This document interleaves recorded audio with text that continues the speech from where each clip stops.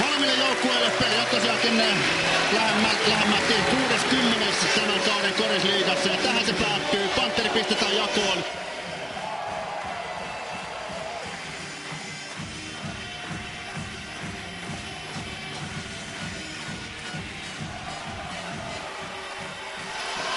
Lehto avaa Chris Hesterille. Williams. Lehto. Ja Lehto. Pyrinnän kapteeni osuu ja Burnettina oli katto poppaa varmaan metrin verran ilmaan. Avauspisteet taululle. Pyrintö 3-0 johtoon. Ja Möttölä toinen virhe.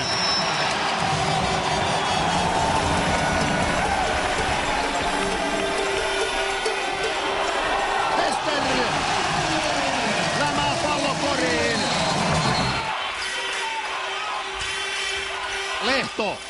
Ja Niikko Lehto sieltä sitten nousee ratkaisijaksi. 9 pistettä tässä reilussa 4 minuutista. Kenneth Lowe ajaa korille ja siitä sitten kova virhe Heinoselta. Sitten Trotter. Heinonen antaa syötä Pearsonille ja Pearson Williamsin edestä.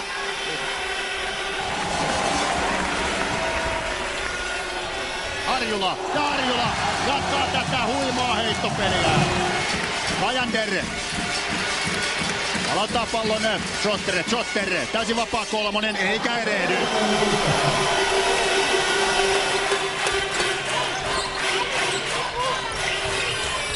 Hester, ja siitä ensimmäinen kori Pyrinnölle tällä neljänneksellä. Williams blokkaa, mutta pallo jää Laitiselle. Laitinen Trotterille. Trotter, hyvä harhautus. Trotter, huikea kori.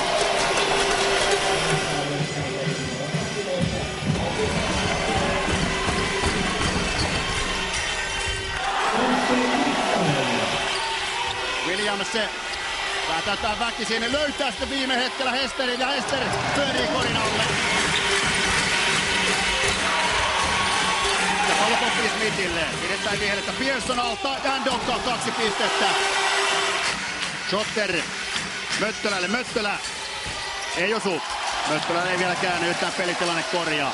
Williams lähtee haastamaan Möttölä, jolla on 3 virhettä. Williams veivaa, suojaa hyvin pallokoriin.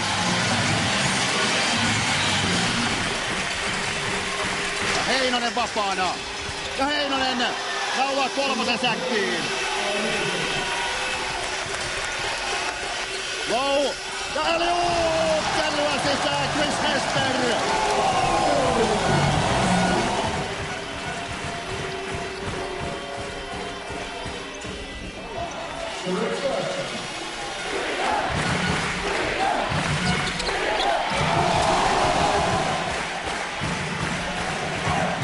Jo.